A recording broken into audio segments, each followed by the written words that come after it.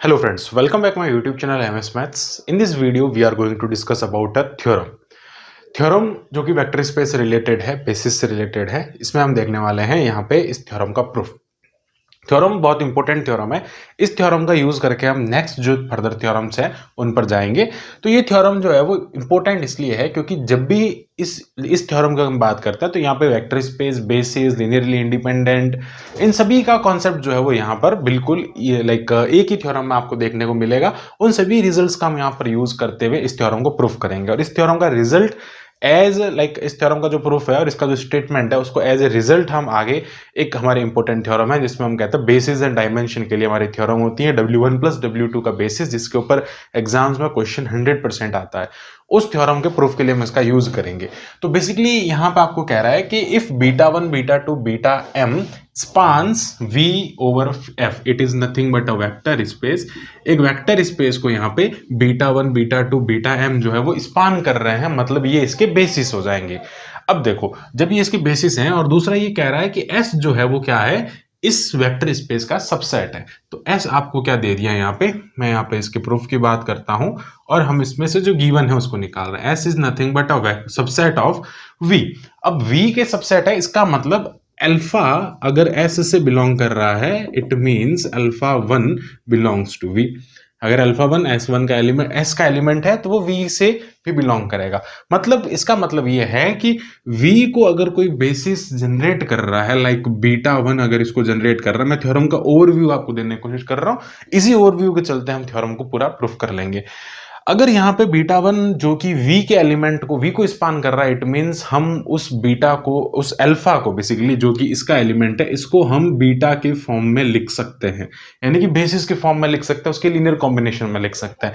उससे हमको क्या होगा, एक लीनियर कॉम्बिनेशन का सिस्टम मिलेगा, system of linear equation type मिलेगा और हम उससे क्या कर सकते हैं, कंक्लूजन निकाल सकते हैं कि ये LD होगा, क्योंकि वहां पर जो सिस्टम ऑफ लीनियर इक्वेशन होगा उसके अंदर उसका जो डिटर्मिनेंट आप निकालोगे, या फिर अगर वो स्क्वायर मैट्रिक्स नहीं है, क्योंकि यहां पर आपको इसकी कार्डिनलिटी m दे रखा है और इसकी कार्डिनलिटी n दे रखा, और ये कंडीशन इसने दिया है कि n is greater than m, ये एलिमेंट्स जो हैं वो इनसे ज्यादा है। तो उस कंडीशन में आपको लीनियरली डिपेंडेंट और लीनियरली इंडिपेंडेंट के लिए आप क्या करेंगे, रैंक का जो कॉन्सेप्ट है वो यूज करेंगे। ये पूरा थ्योरम का ओवरव्यू है। अब हम इसको प्रूफ करते हुए, इसको प्रूफ करके देखते हैं। तो सबसे पहले मैंने यहाँ पे क्या कंसिडर किया है, फील्ड हमारे पास में गिवन है, let Ci belongs to field F, it means C1, it means C1 C2 जो है वो हम क्या कहां से लेंगे, C1 C2, okay, C1 C2 C3 up to Cn जो होंगे वो हमारे कहां से आ जाएंगे, फील्ड F से आ जाएंगे। अब देखो, जो फील्ड F हमको यहाँ पर गिवन है, उस फील्ड F के एलिमेंट्स यानी कि स्केलर्स को लेकर हम इसका लीनियर कॉम्बिनेशन बनाएंगे, जो कि ये है हमारे पास में। अब अल्फा S, अल्फा अगर इसका एलिमेंट है तो इसका मतलब वो उसका सबसेट है, हमको गिवन है, और अगर इसका सबसेट है इसका मतलब ये हुआ कि वो अल्फा V का भी एलिमेंट है। तो हम क्या कर सकते हैं, इसको एक लीनियर कॉम्बिनेशन में लिख सकते हैं। लीनियर कॉम्बिनेशन यहाँ से बनेगा, linear combination of this is nothing but C1 alpha 1 plus C2 alpha 2 up to ये हो जाएगा Cn अल्फा n हो जाएगा। ये जो लीनियर कॉम्बिनेशन है इसमें आप देख रहे हैं जो अल्फा 1 अल्फा 2 अल्फा n है, ये अगर मैं यहाँ पे लिख दूं alpha i's r belongs to vector space, इसका मतलब अल्फा i S से बिलोंग कर रहा है क्योंकि ये तो इसका सबसेट है। अगर कोई सबसेट में एलिमेंट बिलोंग करता तो वो उसके सुपरसेट में तो होता ही है। अब देखो यहां से हम क्या कर रहे हैं, जो β1 β2 βm है ये क्या कर रहे हैं, वेक्टर स्पेस को जनरेट कर रहे हैं। अब अगर वो वेक्टर स्पेस को जनरेट कर रहे हैं, मतलब उनको, ये जो β1 β2 βm है, इनको हम यहाँ पर जो है जो ये इसको स्पान कर रहे हैं, इसका मतलब है कि V के एलिमेंट को हम इसकी फॉर्म में लिख सकते हैं। तो V का एलिमेंट अल्फा है हमारे पास में, तो हम क्या लिख सकते हैं इसको, C1। अब इस अल्फा 1 को हम बीटा के फॉर्म में लिख सकते हैं। बीटा के फॉर्म में कैसे लिख सकते हैं, बीटा के फॉर्म में हम इसको लिख सकते हैं, एक हमारे पास, जैसे मैंने आपको कहा था, सिस्टम ऑफ मैट्रिक्स टाइप आपको मिलेगा, system of linear equation type मिलेगा। तो हम यहाँ पे स्केलर्स जो उसके लिए चूज करेंगे उस लीनियर कॉम्बिनेशन के लिए, वो आप कुछ भी चूज कर सकते हो। वैसे आप ABC या कुछ भी चूज कर सकते हो, C11 ऐसा चूज कर सकते हो। मैं यहाँ पे मैट्रिक्स टाइप्स कुछ ले लेता हूँ, तो A11 यहाँ पर चूज कर लिया। अब कैसे चलना है आपको, कॉलम में चलना है, ठीक है, कॉलम में चलना है, कॉलम की तरफ हम बढ़ेंगे। तो जैसे मैट्रिक्स बनती है ना, जैसे अगर मैं बात करता हूँ A11 A21, ये एलिमेंट हो जाएगा AM1, अगर M इसके अंदर रोज हैं तो ये क्या हो जाएगा A11। अभी देखना आगे पूरा एक मैट्रिक्स फॉर्म बनेगा और वो बहुत अच्छा दिखेगा, इसलिए हम इसको इस टाइप से ले रहे हैं। तो A11 और ये क्या हो जाएगा यहाँ से β1 हम लिख देंगे, फिर ये क्या हो जाएगा A21 हो जाएगा, β2 हो जाएगा। बीटा जो बेसिस हमको दे रखा है जिनसे स्पान हो रहा है उनकी कार्डिनलिटी हमको m दे रखा है और m जो कि n से कम है। ठीक है, तो ये क्या हो जाएगा, इसको हम M1 टाइप का करके लिख के और इसको हम कर देंगे बीटा m। इस टाइप से हम क्या कर दिया, α1 को हमने लिख दिया।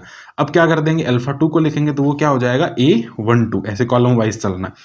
तो A12 β1 हो गया, यहाँ से क्या आ जाएगा A22 β2 हो गया, एंड देन ऐसे करते हम कहाँ तक चलेंगे AM, और यहाँ से सब में देखो 2 आ रहा है तो ये हो जाएगा βm। इस टाइप से हमने क्या कर दिया है बीटा है ना α2 को भी जनरेट कर दिया। तो लास्ट में जब हम यहाँ पर Cn को जनरेट करेंगे, सॉरी αn को जनरेट करेंगे तो वो हो जाएगा A। अब देखो 1 1 चलेगा 1 और लास्ट में यहाँ पर क्या आएगा m आएगा, सॉरी n आएगा, क्योंकि वो αn जनरेट कर रहे हैं हम। n यहाँ पर आएगा, n क्या होंगे उसके अंदर, अगर मैं बताऊं यहाँ पे m क्रॉस n का मैट्रिक्स निकालना है तो m क्या होगा, इसके अंदर रोज हो जाएगी और ये कॉलम हो जाएंगे। ठीक है, तो यहाँ पर 1n आ जाएगा प्लस इंटू β1 हो जाएगा, फिर यहाँ से क्या आ जाएगा A1, तो यहाँ पर आ जाएगा 2n। ऐसे करते करते जो लास्ट में आएगा, अच्छा इसके साथ में β2 भी मल्टीप्लाई होगा और जो लास्ट में एलिमेंट आएगा वो क्या हो जाएगा m। देखो ये m है तो m into n, M N हो गया ये, और साथ में आ जाएगा बीटा m का यहाँ पर एलिमेंट। तो ये इस टाइप से आपको एक मैट्रिक्स का फॉर्मेशन टाइप लगेगा, अभी देखेंगे। तो ये हमने क्या कर दिया, इसको इसमें जो अल्फा जितने भी हैं उन सबको उनके बीटा के फॉर्म में लिख दिया, क्योंकि बीटा इस v को स्पान कर रहा है, v का एलिमेंट अल्फा है। we can generate, like we can write all the alpha in linear combination of the like basis or like beta। Okay, अब हम आगे बढ़ते हैं। तो देखो यहां से अब हम क्या करेंगे, जो हमारे पास में बीटा जितने भी हैं β1 उन सबको कॉमन ले लेंगे। तो आप देख रहे हैं β1 यहाँ पर है, β1 यहाँ पर है, तो जो एक लीनियर कॉम्बिनेशन हमको यहाँ से मिलेगा, एक वैल्यू जो आपको मिलेगी वो क्या हो जाएगा, देखो बीटा और उसके साथ में क्या आएगा, ये पूरा चीज कॉमन आ जाएगा। तो यहाँ से अगर मैं बीटा को कॉमन लेता हूँ, यानी β1 को अगर मैं यहाँ से कॉमन लेता हूँ तो C1A11, तो ये क्या हो जाएगा C1A11 हो जाएगा, प्लस क्या हो जाएगा, देखो यहाँ पर C1A11, अच्छा इसके साथ में और क्या आएगा A12 सॉरी, तो क्या आएगा इसके साथ में C2A12, फिर आगे क्या आ जाएगा C3A13। ऐसे ये कहाँ तक जाएगा, ये जाएगा CnA1n तक यहाँ पर जाएगा। तो इस टाइप से हमने क्या कर दिया, इस β1 यानी कि हमारा जो एक जो रो था उसको हमने इस टाइप से लिख दिया। अब β2 की बात करेंगे, तो β2 के अंदर क्या हो जाएगा, यहाँ पे आप देख सकते हैं C1A21 हो जाएगा। ये β2 है, यहाँ से इसको कॉमन लिया तो 21 22 23 ऐसे चलता जाएगा। तो ये क्या हो जाएगा A11 प्लस ये हो जाएगा C2A22, इस टाइप से ये आगे चलता जाएगा। और जो लास्ट में बचेगा βm, उसको अगर हम यहाँ से लेंगे तो βm हमारे पास में आ जाएगा C1, देखो ये βm है, C1 इसके साथ में ये मल्टीप्लाई होगा तो ये हो जाएगा AM1, और ये एलिमेंट चलते चलते CnAmn आपको मिल जाएगा। अब अगर हम यहाँ पर इस लीनियर कॉम्बिनेशन को, ये जो लीनियर कॉम्बिनेशन आपको दे रखा है, इस लीनियर कॉम्बिनेशन को हम 0 के इक्वल कर देते हैं तो हमें एक मैट्रिक्स मिलता है, बहुत सुंदर सा एक मैट्रिक्स इस टाइप से मिल जाएगा आपको। यहाँ से ये हो जाएगा A11, ये हो जाएगा आपके पास में A12 A13, ऐसे चलेगा ये मैट्रिक्स, और इसके सारे एलिमेंट में यहाँ पर आ जाएगा AM1, ओके AM2, और यहाँ पर आ जाएगा AMn। तो ये m क्रॉस n का आपको एक मैट्रिक्स सिस्टम मिल जाएगा, और इसको हम क्या कर रहे हैं 0 0 के इक्वल पुट कर रहे हैं, n टाइम्स 0 आपको मिलेंगे यहाँ पे m टाइम्स जितने आपके पास में β1 β2 है। बेसिकली यहाँ से भी अगर हम इसको 0 के इक्वल करते हैं, क्योंकि लीनियरली आपको क्या कर रहा है, लीनियरली डिपेंडेंट प्रूव करना है ना, तो लीनियरली डिपेंडेंट कब प्रूव करते हैं, जब एक लीनियर कॉम्बिनेशन 0 होता है और उसके अंदर all ci not equals to 0, तो हम लीनियरली डिपेंडेंट प्रूफ कर लेंगे उसको। तो यहाँ से क्या हो जाएगा, अगर हम इसको सिंपल सा लिखते हैं तो ये आ जाएगा आपके पास में यहाँ से β1 β2 और ये हो जाएगा βn। ठीक है, यहाँ से अगर हम इसको थोड़ा और सिंप्लीफाई करते हैं तो ये एक इक्वेशन आपको यहाँ से मिलता है, उसके करस्पॉन्डिंग वो दूसरा इक्वेशन मिलता है। तो यहाँ से ना C1 भी इसके साथ में आएंगे, C1 C2 Cn, C1 C2 Cn। अब अगर आप इनका मल्टीप्लाई करेंगे तो ये इस टाइप से आपको मिल जाएगा, इसका मल्टीप्लिकेशन इसके साथ में, इसका मल्टीप्लिकेशन इसके साथ में, उन सबका एडिशन करके बीटा 1 को कॉमन ले सकते हो आप यहाँ से, ठीक है। मतलब अल्टीमेटली आपको ये सिस्टम ऑफ लीनियर इक्वेशन जो है वापस मिल जाएगा और ये क्या हो जाएगा यहाँ पर 0 0 अप टू n। अब हमें इस मैट्रिक्स m क्रॉस n पर एनालिसिस करना है। m क्रॉस n मैट्रिक्स जो है इसके अंदर m जो है वो यहाँ पर लेस देन है, n जो है वो ग्रेटर देन है, ठीक है। n नंबर ऑफ एलिमेंट्स आपको यहाँ पे क्या दे रखे हैं, मतलब इस सेट के अंदर एलिमेंट्स इससे ज्यादा है। तो रैंक जो होगा वो इस मैट्रिक्स का, अगर हम एनालाइज करें इस रैंक, इसके रैंक के बारे में, रैंक क्या होगा, rank is nothing but rank of, like I can say it is a matrix A, तो rank of matrix A is minimum of m and n। तो यहाँ पे m और n में से मिनिमम तो m है, तो रैंक ऑफ मैट्रिक्स ए क्या हो जाएगा, m हो जाएगा। और I से rank is nothing but r, so basically r is equals to m and n greater than m, m क्या हो जाएगा, r हो जाएगा, तो n minus r greater than 0 हो जाएगा। और I can write n minus n, r minus n क्या हो जाएगा, लेस देन 0 हो जाएगा, ठीक है। और r minus n less than 0 ने लिख करके हम सीधा ये भी कह सकते हैं कि n minus r greater than 0 है। n minus r greater than 0 होने का मतलब है कि यहां पर आपको एक at least one li, one non zero row, one non zero row will be present. इसका मतलब ये हो जाएगा कि एक नॉन जीरो रो प्रेजेंट होने का मतलब है उसके अंदर सारे ci जीरो नहीं है, सारे स्केलर्स जो है वो जीरो नहीं है। तो क्या हो जाएगा, not all scalars are zero, it means that we can conclude, जब सारे ci जीरो नहीं होते हैं so it is linearly dependent. सीधा सा हम इस रैंक के बेसिस पे कह सकते हैं, क्योंकि लीनियरली डिपेंडेंट निकालने का जो तरीका होता है वो रैंक के थ्रू हम यहाँ पे फाइंड करते हैं। अगर रैंक जो होता है, देखो सिंपल सा, अगर मैं कहता हूँ ये एक स्क्वायर मैट्रिक्स होता तो हम इसके डिटर्मिनेंट पे जाते, डिटर्मिनेंट अगर जीरो हो जाता तो हम उसको क्या कहते हैं, लीनियरली डिपेंडेंट। डिटर्मिनेंट जीरो होने का मतलब है रैंक क्या है, लेस देन है, ठीक है। तो यहाँ पे क्या है, रैंक कम हो रही है, हम डिटर्मिनेंट नहीं निकाल सकते, लेकिन रैंक के बेसिस पे भी हम लीनियरली डिपेंडेंट इंडिपेंडेंट का कॉन्सेप्ट जो है वो फाइंड कर सकते हैं। हमने हमारे प्रीवियस वीडियो में पूरा, मैंने लीनियरली डिपेंडेंट इंडिपेंडेंट पे पूरा वीडियो बनाया है, उसमें बिल्कुल अच्छे से इसको डिस्कस किया है। अब इससे एक रिजल्ट हम क्या निकाल सकते हैं, ये हमने इस टाइप से प्रूव किया है कि अगर यहाँ पर सबसेट के एलिमेंट इस बेसिस या फिर जो उसको स्पान कर रहे हैं वेक्टर स्पेस को उससे ज्यादा हो जाएंगे तो ये जो सेट होगा वो क्या होगा, लीनियरली डिपेंडेंट होगा।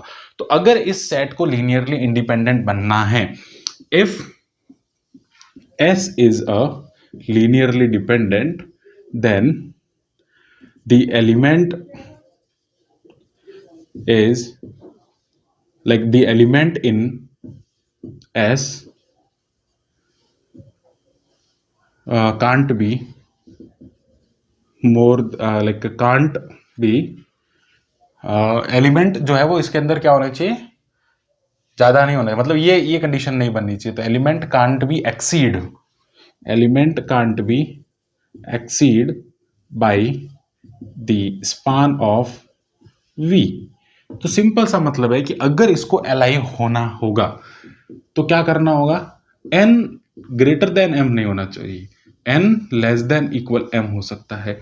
वो इसके या तो इक्वल हो सकता है या उससे कम हो सकता है, तब वो लीनियरली, बस जस्ट इसका अपोजिट ये एक रिजल्ट हो गया। इस रिजल्ट का हम आगे यूज करेंगे जो कि इंपॉर्टेंट है, ठीक है। तो इस टाइप से हम क्या कर रहे हैं, इस एक थ्योरम को प्रूव कर रहे हैं। अब इसी से रिलेटेड एक और थ्योरम है कि अगर आपके पास में एक फाइनाइट डायमेंशनल वेक्टर स्पेस होता है तो उसका अगर आप सबसेट लेंगे दो, तो उन दोनों सबसेट्स के अंदर भी क्या होंगे, सेम एलिमेंट होंगे। अगर आप ऐसे सबसेट ले रहे हैं जो कि लीनियरली इंडिपेंडेंट है, सबसेट ले रहे हो लीनियरली इंडिपेंडेंट है, स्पान भी कर रहे हैं उसको और वो बेसिस का काम कर रहे हैं, तो उसके अंदर क्या होंगे, सेम नंबर ऑफ एलिमेंट्स होंगे। उसको भी हम यहाँ पे प्रूफ करके देखते हैं। इसमें इसी थ्योरम का यहाँ पे थोड़ा कॉन्सेप्ट यूज होगा। हम बात करते हैं यहाँ पे इस थ्योरम के बारे में। थ्योरम यहाँ पे है जो बेस्ड रिजल्ट अभी हमने देखा था कि अगर किसी सेट को जो कि वेक्टर स्पेस का सबसेट है, अगर उसको लीनियरली इंडिपेंडेंट होना होगा तो उसके अंदर नंबर ऑफ एलिमेंट्स जो होंगे वो उसको वेक्टर स्पेस को जनरेट करने वाला जो बेसिस है उनसे उनकी वैल्यू या तो कम होनी चाहिए या फिर उनके इक्वल होनी चाहिए। उसी रिजल्ट का यूज करते हम इस थ्योरम को प्रूफ करेंगे। V is a finite dimensional vector space, then any two bases दो बेसिस हम लेंगे उस v की, of v have the same और फाइनाइट नंबर ऑफ एलिमेंट। दो बेसिस लेंगे, उन दोनों बेसिस में सेम एलिमेंट होंगे, सेम नंबर ऑफ एलिमेंट होंगे और वो दोनों भी फाइनाइट होंगे। ठीक है, सिंपल सा कॉन्सेप्ट हम यहाँ पर यूज करते हैं इसका। तो हम इसके प्रूफ की बात करते हैं। तो जो हमने अभी यहाँ पे रिजल्ट यूज किया था, लाइक रिजल्ट लास्ट में हमने निकाला था, तो ये उसी रिजल्ट का basically it is nothing but a corollary of that theorem. Okay, तो बेसिकली यहां पर क्या हो जाएगा, हम यहां पर कंसीडर कर लेते हैं late V over field F is a vector space and W1 and W2 are two, like B1 B2 लिख देता हूं बेसिस के नोटेशन से ही, B1 B2 are two, B1 B2 are two bases, ये दो क्या हो जाएंगे, बेसिस हो जाएंगे। इट मीन्स अब by the definition of basis, by the definition of basis, देखो यहां मैं बेसिस लिख रहा हूं, यहां बेसिस लिख रहा हूं, इसका मतलब है ये प्लूरल है इसका। जब भी दो या दो से ज्यादा बेसिस की बात करते हैं तो ये प्लूरल है और ये सिंगुलर की बात हो रही है यहाँ पे। ठीक है, तो ये वर्ड्स का नोटेशन है, उसको भी ध्यान रखना। B1, ठीक है, B1 by the definition of basis, basis की डेफिनेशन होती है B is a basis of a vector space if and only if there exists a linearly independent vector in a B. It means B is a linearly independent set and B spans V. The element of B can generate the element, generate the vector space. Okay, so it means B, first thing is here, like B1 is linearly independent. Second thing is span of B1 is equals to vector space. Similarly, second thing is here, B2 is linearly independent set, you can say it is linearly independent set, और second thing is here span B2, यानी कि इसका मतलब हो जाएगा B1 B2 दोनों basis हैं तो ये दोनों V को जनरेट करेंगे। अब ये कह रहे हैं कि इन दोनों के अंदर नंबर ऑफ एलिमेंट्स जो हैं वो इक्वल होने चाहिए, ऐसा हमको प्रूफ करना है। तो ऐसा कैसे प्रूफ कर सकते हैं, हम क्या करेंगे, अभी हमने जो रिजल्ट देखा उसमें क्या था, एक वेक्टर स्पेस था, उस वेक्टर स्पेस को बीटा m एलिमेंट्स जो थे वो जनरेट कर रहे थे, और इसका हमने क्या लिया, एक सबसेट लिया S, जिसके अंदर अल्फा n एलिमेंट्स थे। हमने क्या किया, इन अल्फा n एलिमेंट को, जो कि V के भी एलिमेंट है सबसेट अल्टीमेटली, उसको हमने इसकी हेल्प से जनरेट कर दिया, इस अल्फा n को इसकी हेल्प से हमने जनरेट कर दिया।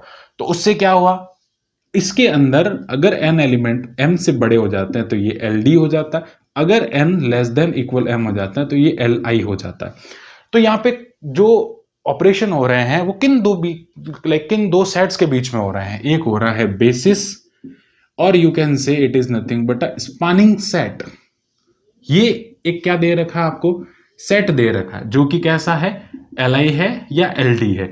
हम यहां पर कंसिडर करके चलेंगे, हमारे पास में यहां पर क्या होना चाहिए, Li सेट होना चाहिए। क्या होना चाहिए, एक Li सेट और एक बेसिस से हम काम चलाएंगे, क्योंकि अब देखो दोनों बेसिस हैं, एक बार में हम इसको बेसिस लेट करेंगे, लाइक B1 को बेसिस लेट करेंगे और B2 को हम एक Li सेट की तरह ट्रीट करेंगे, क्योंकि अगर वो बेसिस है तो लीनियरली इंडिपेंडेंट होगा। उसकी हेल्प से हम क्या कह सकते हैं कि इन दोनों की कार्डिनलिटी या तो इक्वल होनी चाहिए या इन दोनों का लेस देन इक्वल होना चाहिए, सिंपल सी चीज है। दूसरी बार में हम क्या करेंगे, बीटा 1 को हम यहाँ पे Li सेट कंसिडर करेंगे और बीटा 2 को हम यहाँ पे बेसिस कंसिडर करेंगे। सेकंड टाइम में हम कह देंगे इसकी कार्डिनलिटी या तो इससे कम होनी चाहिए या फिर उसके बराबर होनी चाहिए, तो इसका मतलब दोनों ही कार्डिनलिटी बराबर हो जाएगी। सिंपल सा रिजल्ट हम यहाँ पर यूज करेंगे, ठीक है। तो ये चीज, इस कॉन्सेप्ट का हम यहाँ पर यूज करके इसको बिल्कुल इजीली हम यहाँ पर प्रूफ कर देंगे। ओके, नाउ स्टार्ट करते हैं। तो सबसे पहले हम क्या कर रहे हैं, late B1 is a basis of vector space and B2 is a Li set. Now we know that if B2 is a Li set, then अच्छा मैं इनके डायमेंशन भी लिख देता हूं। डायमेंशन ऑफ B1 आई से इट इज M और dimension of B2 it is N, ठीक है। तो क्या होना चाहिए, अभी हमने क्या देखा था, n जो है वो m से छोटा होना चाहिए। मतलब उसमें n क्या था, कार्डिनलिटी ऑफ सेट, m क्या था, कार्डिनलिटी ऑफ बेसिस। तो बेसिस की कार्डिनलिटी ज्यादा होनी चाहिए अगर उस सेट को लीनियरली इंडिपेंडेंट होना है तो। So if B2 is linearly independent set, then the cardinality or a dimension of linearly independent set that is nothing but, इसकी डायमेंशन कितनी है, n।